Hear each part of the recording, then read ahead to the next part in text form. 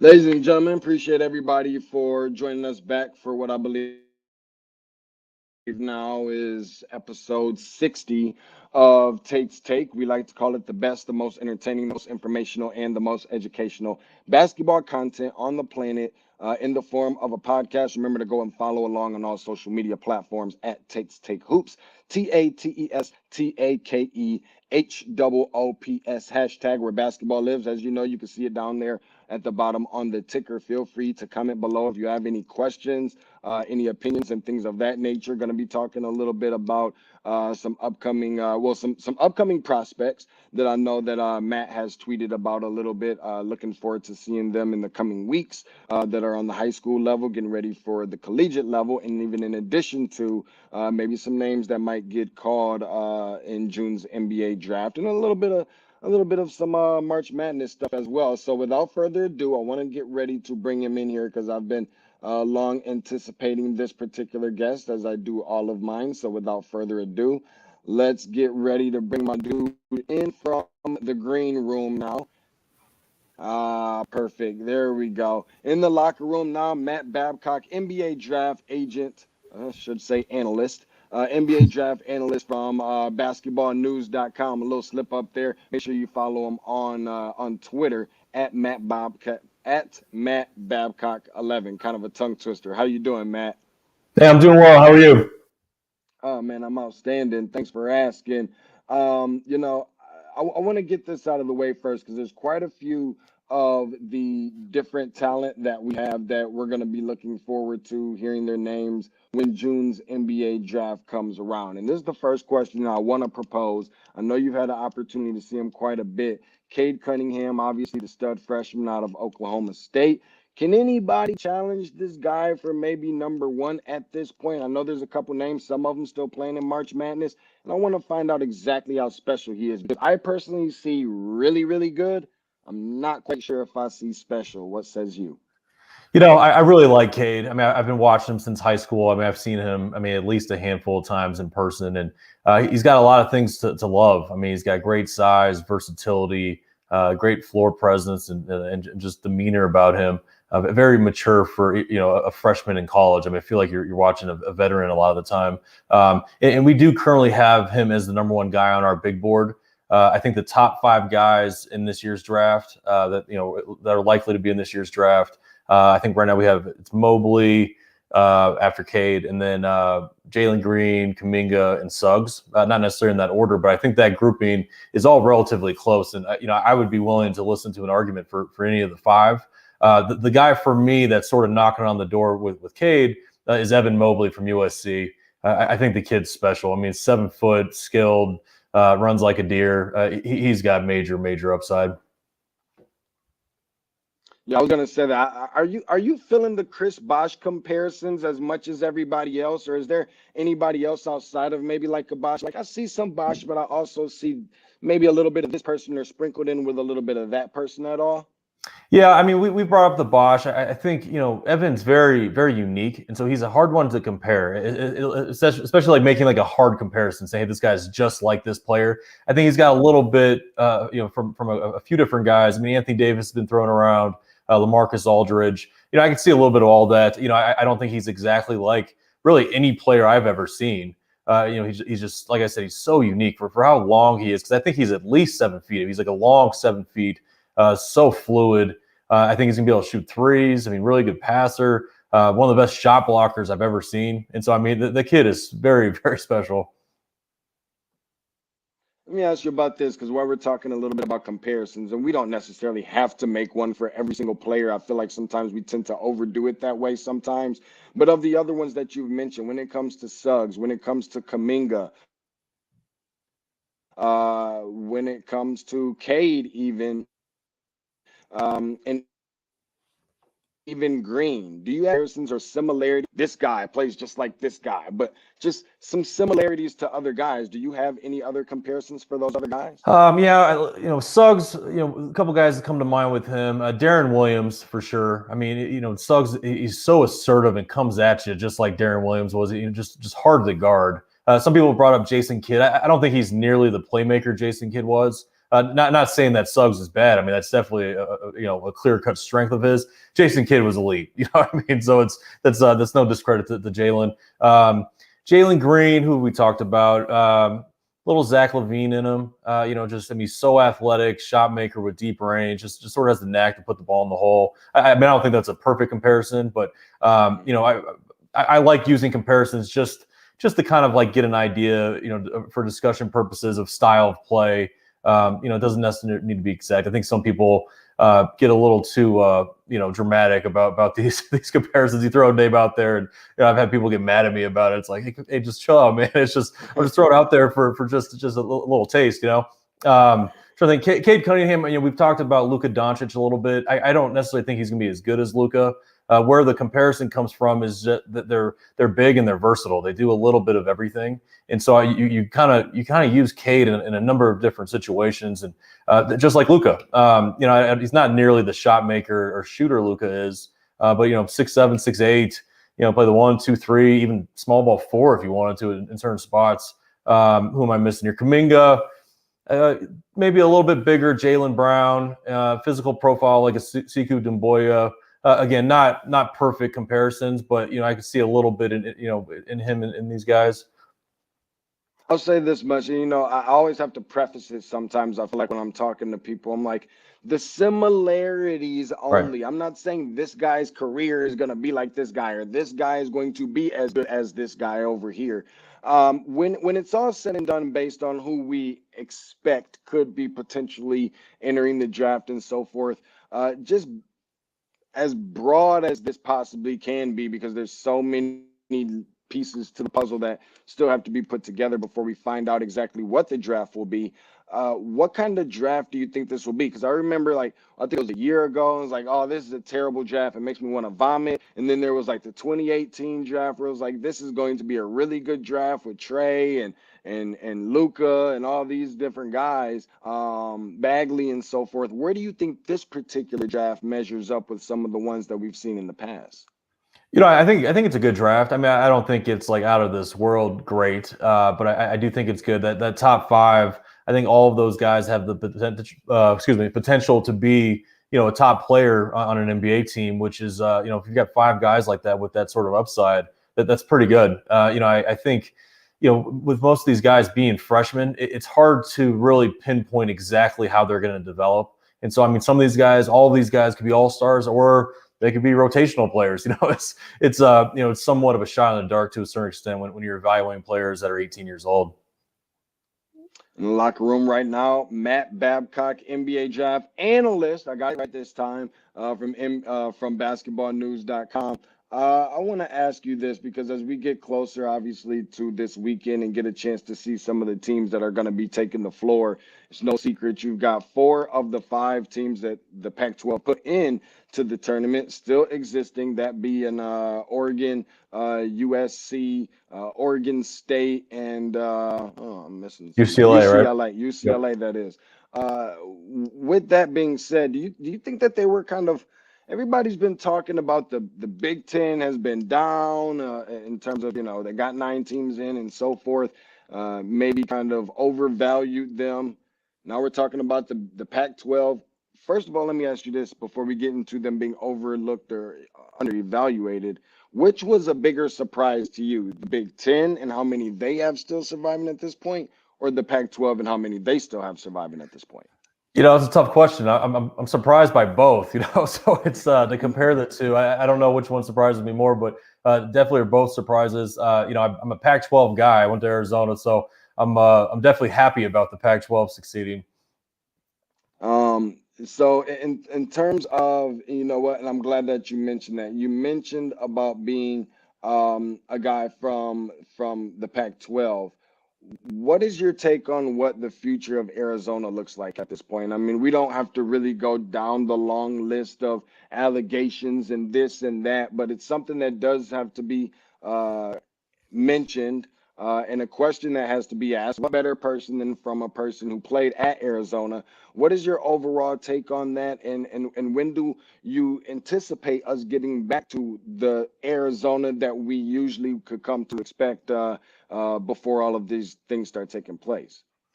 Yeah, I mean, it's the program's obviously not in a great place. I mean, for us to have to, the postseason ban, it's not a good thing. Any way you split it, right or wrong.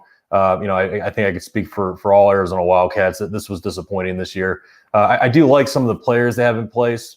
Obviously, I've heard all the same rumblings and had the same conversations about Sean Miller as everybody else has, and I'm not overly confident that he's going to be there long term. But with the players they have in place, Benedict Mathurin specifically, I'm really excited about him as a prospect. I think he's a guy that if you put his name in the draft, we would have to look at him hard. I'm hoping he goes back to school, and not just because I'm a Wildcat, but I'd like to see him go back and develop. I think he could be kind of a guy similar like Aaron Nesmith last year, who returned back to Vanderbilt, even though he got hurt. He really played himself into being a lottery considered player, mid first round pick. I think Mathurin could have the same situation if he were to go back and do well. And then the kid Tubelis, I don't know how much I like him as an NBA prospect. But as a college player, I mean, that guy's going to be a stud. And he is a stud.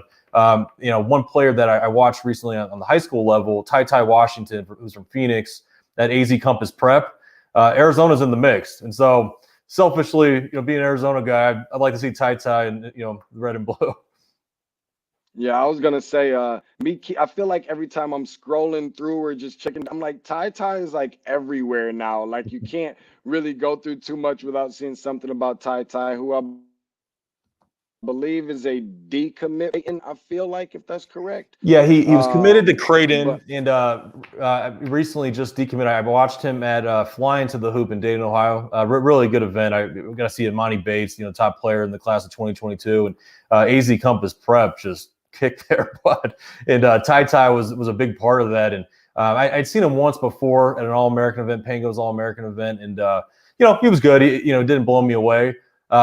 This night in Dayton, he blew me away, and I think the rest of the world noticed too. And he got a lot of love and decommitted from Creighton and opened it back up, and now all the Blue Bloods are calling, and Arizona included.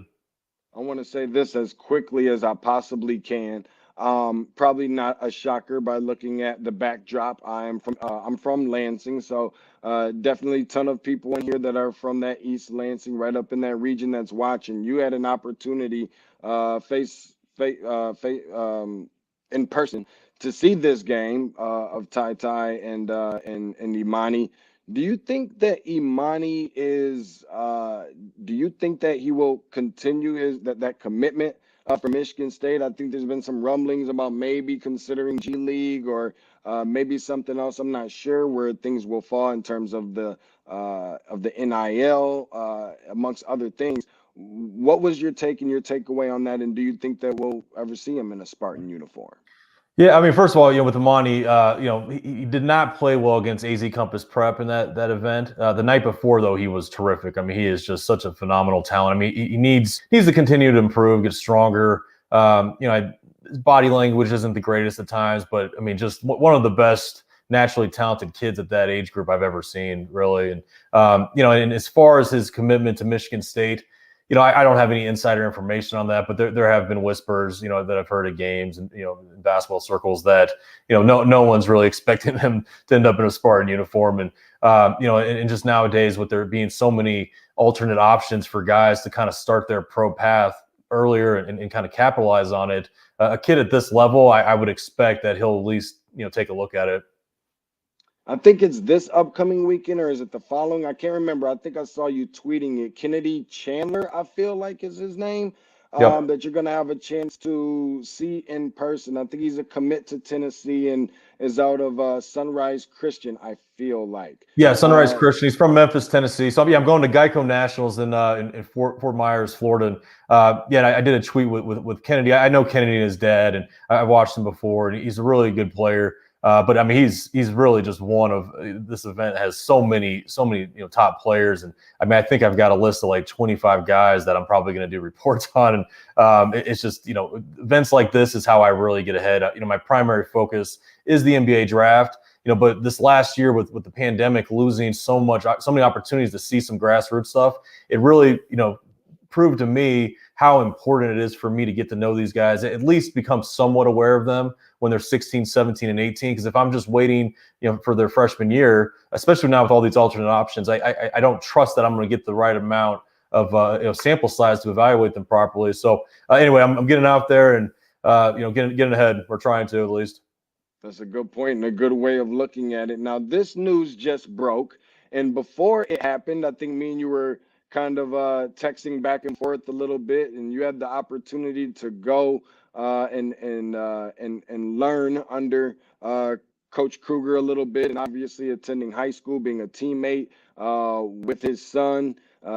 Talk a little bit about some of the things now that it's breaking now. Some of them maybe lessons, different things that you've learned from Lon Kruger, and even more so, what type of legacy he's leaving behind now as a coach, former of the Atlanta Hawks, Oklahoma, and so many other different places.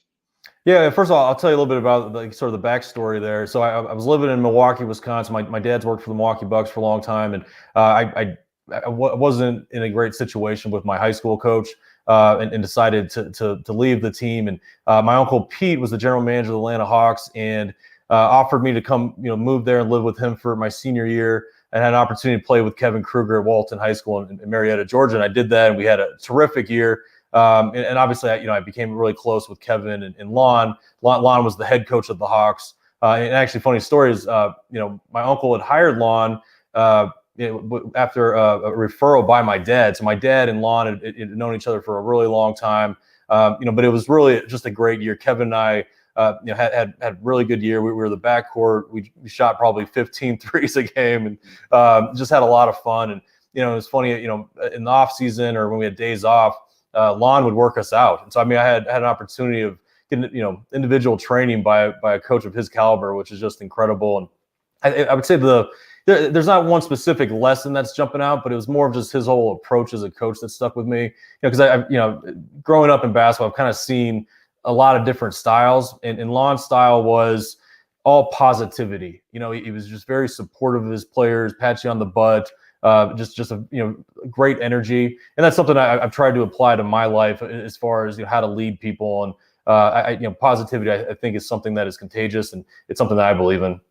And speaking of, this also happened just recently, I believe. Kevin Kruger, the son of Lon, being named the head coach of UNLV. You've spent a ton of time, obviously, as you just elaborated, with Kevin. What kind of coach, what kind of person will the Running Rebels get from hiring Kevin Kruger? Well, Kevin and I have similar backgrounds in the sense that we were born into this. We've been around the game our whole lives, and I've had some people criticize me in the past that I've gotten so many opportunities because of my family. And the way I see it is, we're privileged in the sense that we've had so much exposure to the game our entire lives, and so our basketball IQ, our connections, our just feel for the whole landscape of basketball is on another level. Just because we had the huge head start, and Kevin falls into that category completely. Just a basketball lifer, and it's not just that his dad's been around, like he's been into it too. And so he's been on chasing his dad just like I've chased my dad around, and kind of taking notes along the way. And so I think Kevin's going to be terrific. And his style as a player. He was high basketball IQ, very good leader, played hard. I think they're probably going to play with a great pace and probably shoot a lot of threes. We talked a little bit about the four teams from the Pac-12 that are getting in. Call it the Wild Wild West, I guess. In this particular matchup in the West region, number 6 seed USC taking on number 7 seed in Oregon. Of course, that's on Sunday at 9:45 p. Eastern Standard Time, of course, on TBS. What would you say is the keys to victory, even if it's just one or two for each team? What do you think that the keys are, considering the fact that you do watch so much basketball in general, but of course, being on the West Coast, the Pac-12? Yeah, I know both teams really well. I've seen them both quite a bit, and I think it's going to be a pretty even matchup. I think Oregon's key is Chris Duarte. That kid is an absolute stud. It seems like he's finally starting to get the attention he deserves. I think he's going to be a first-round pick. Legit 6'6", shoots the lights out, plays hard. He's competitive. He's got a good feel for the game. I think he's the key. If he's rolling, Oregon's probably going to be rolling. And then with USC, the Mobley brothers, obviously Evan is the headliner. But his older brother Isaiah has been playing really well, and I've liked I've liked Isaiah since high school. He just hasn't been a consistent shot maker in his college career thus far. The last couple games, though, he's shown he's capable. And so if the Mobley brothers are rolling, it should be a fun game. So I'm just excited to see some Pac-12 teams going at it.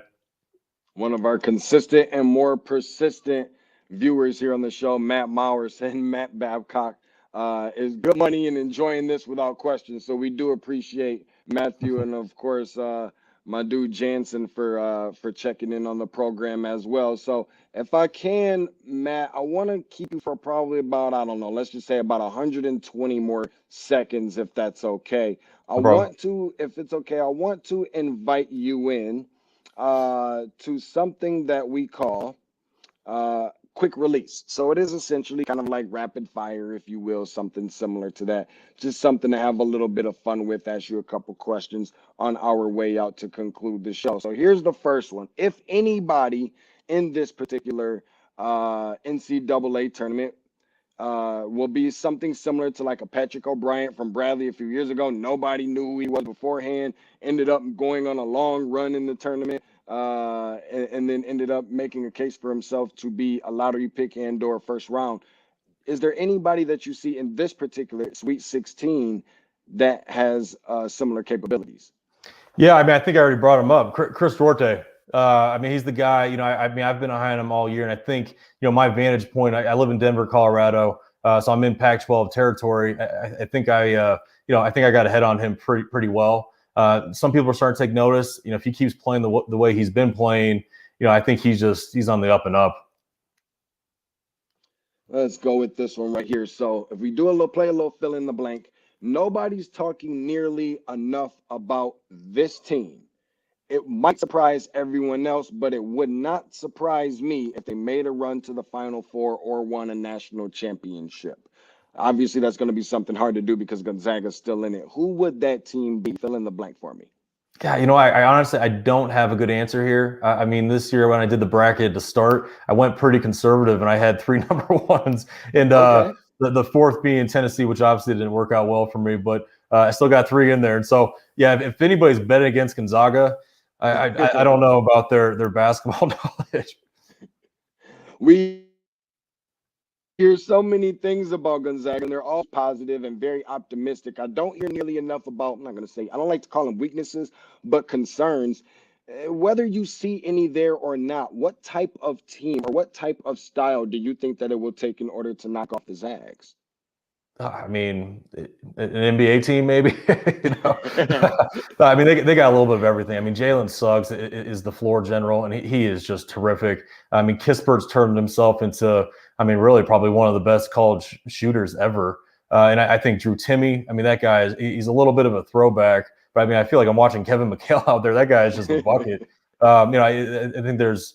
I've been probably higher on him than anybody all year, and I understand the argument against him is that how well does he fit into the NBA game? But at the college level, Drew Timme, that guy can play, and the list goes on and on with Gonzaga. They got guys on the bench that aren't even playing that are NBA prospects. So yeah, I can't say enough nice things about Gonzaga. I think they're just a really, really good team. Baylor would probably be the only other team that I would even think about betting on, in regards to the championship.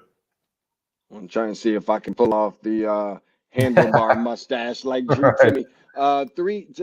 These last 3 ones, I want to get these ones out the way relatively quickly. Let's do one more little fill in the blank here. It wouldn't surprise me if we see blank this weekend. What would that blank be? Anything at all?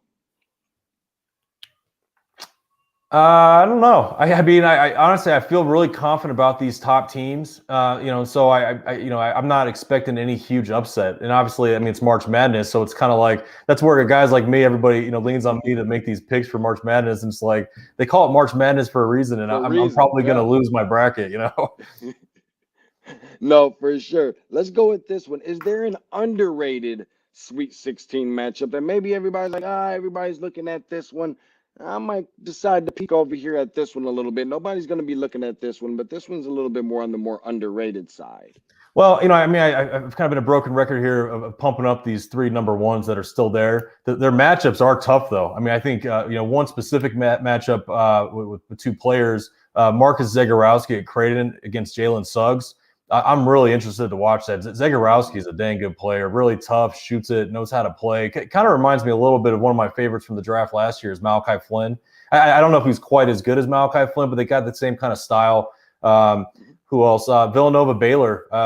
Jay Wright is arguably my favorite coach in college basketball. Watching his teams play, they just do things the right way. They play hard, they defend, they move the ball, they take good shots, they hold each other accountable. It's just good basketball. And Jeremiah Robinson Earl, I mean, that guy, he's not overwhelming as far as his tools go, but that guy is a very reliable player that will be a good NBA player probably for years. And then Florida State, Michigan. Leonard Hamilton has just got that thing moving. I mean, Florida State program is just, it hasn't. I don't know if it's ever been as good as it is now. He's got pros coming in and out of there every year. Scotty Barnes doesn't even start for them, and we got him number 6 on our big board. So those 3 matchups, although I do think the number 1 seeds are going to win, I'm still really looking forward to them. Now, in the event that you're going to be able to watch every single game this weekend, and you have to pick one just to watch, your most anticipated Sweet 16, I have to watch this game. Which game is it? Probably Oregon USC. I just, the rise of Duarte, it just really has me excited. I mean, I've kind of been on his bandwagon all year, and and the Mobley brothers. I'm just, I'm huge fans of both of them. I know their dad really well, Eric Mobley, such a good guy, and so it's kind of one of those things where it's like, hey, I'm a draft analyst and I'm evaluating these guys, but I've been a basketball fan my whole life, and I still have a passion for March Madness, and I'm rooting these guys on as well. Who's the toughest player you ever had to guard, Matt? Oh, LeBron James. There we go. No, I'm a year older than LeBron, but he had played. I was playing for Friends of Hoop, Wisconsin, and he was playing for the Oakland Soldiers. And he was a lot. I'm about 6'2". He was a lot bigger than me, but we had a couple possessions where we guard each other. I had a 3 on him. He missed a couple shots. I've got the ability to say that the rest of my life. And then we were at ABCD camp together too, and he dunked on me pretty good while we were there. And he probably doesn't remember me, but I remember him. Let's put it that way. Oh man, I was gonna say, what was there a difficult atmosphere? Which collegiate gymnasium was really kind of tough and just the craziest raucous crowd for you? When I was at Arizona, I was a walk-on. I never really even played, but I mean, the Arizona atmosphere. I mean, Mikkelsen. Obviously, I'm biased, but I mean that's as good as it gets. From a scouting perspective, I travel around going to games a lot. I think KU is a special place. Cameron, Duke. I mean, those places are legit, and I always enjoy going to games there. Matt Babcock, NBA Draft Analyst from basketballnews.com. Make sure you follow him on Twitter at MattBabcock11. That is at MattBabcock11. Hopefully, maybe get a chance to bring you back on sometime as we get a little bit closer to the NBA Draft. But I definitely want to say thanks for taking out some time in your busy schedule to join us on the program. Not sure. I enjoyed that, and I'd be happy to come on anytime. Just keep in touch. Will do. Sounds good. Looking forward to it. That is Matt Babcock. We appreciate him for blessing us with his presence and coming on and joining the program and kicking a little bit of knowledge around and previewing some of the stuff that we'll see this upcoming weekend. We did a little bit of stuff talking about the breaking news of Lon Kruger as well, being the retiring from basketball now. And wow, I think might have to ask in one of these Atlanta Hawks post-game press conferences, maybe I can ask Trey about what he's meant to him and his career and even post-career and so forth, and how he found out the news and so forth. So I don't know. We'll see. As we get ready to conclude, I think I'm trying to see what we got coming up. I know I teased it a little bit, said that we were going to have Tim Brando. That ended up being rescheduled, but we are going to get Tim Brando on again. Got some more people that are going to be coming up later on this week as we get a little closer to the Sweet 16 Elite 8 matchups before the whole Final Four deal.